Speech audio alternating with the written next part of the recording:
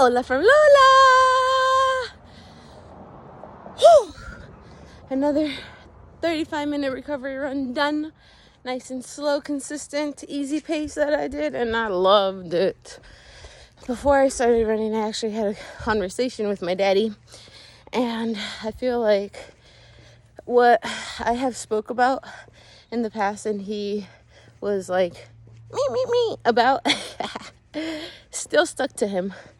Because I heard it earlier, but in a different situation. So it just shows me that no matter what you say, everyone always hears it.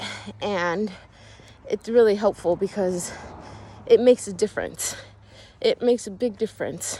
I also use the difference between the word but and because sometimes he would say something and I say, but this, and he'd like, didn't do it.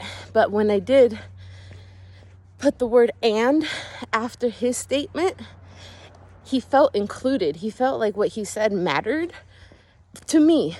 It felt like his body language felt like he was cared about, and what he said was not forgotten and not like put to the side. So that was beautiful. Now, for the guided run, we were talking about SUCKcess. Things that suck. Runs that suck. But you can still find success from them.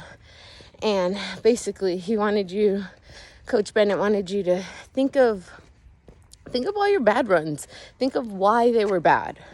As you're recovering, doing a nice, slow, easy pace, think of what caused it to be bad. What was the issues that made it be bad? Was it your running style? Was it your shoes? Were they really old? What was it that you couldn't get done? Right.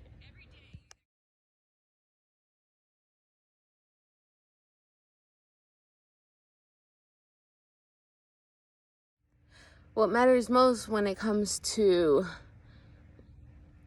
this, or like succeeding is that you need to be mentally and physically and just emotionally ready. Because if you're in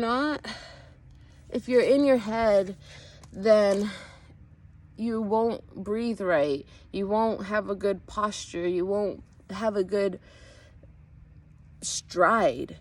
But if you get into your head and you start telling yourself, like, I can do this, I need to just go, I'm already here, like my baby sister, she told me she was reading a book in one day, or a podcast, that it said basically, you're already out here and you didn't come out here to walk, so just keep going. Just put one foot in front of the other and let it go, because I mean, you're out there and you're doing it, so might as well.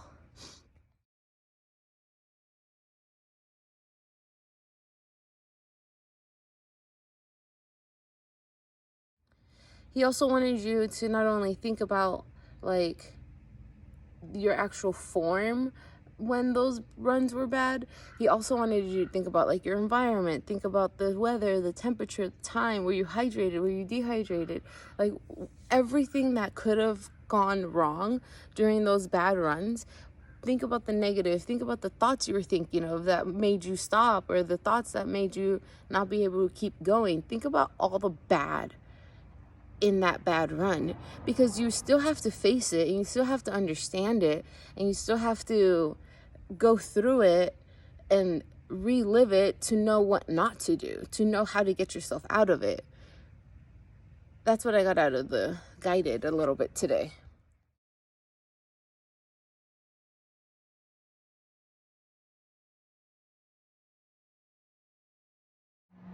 Like, your greatness is being able to know what went wrong and then be able to get through it, because you just become better. And that's the whole point of running. The whole point of life is just to be a better person. You don't have to be perfect, because there's no such thing. You just have to be better than you were yesterday, because then that's a success itself. Like, even if you don't have a job, you're not working, you're whatever is going on in your life, you did something better because you're still here, because you're able to keep going.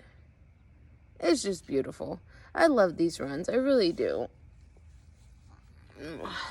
They have been really helping me through finding myself and honestly, like, really figuring out, like, just what I'm doing with myself and my life. And for now, this is enough.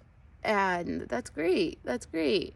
If I now had to go to work, then cool. At least I succeeded within myself and I was able to get something done for me, by me, that I didn't do yesterday, that I couldn't do 5 months ago.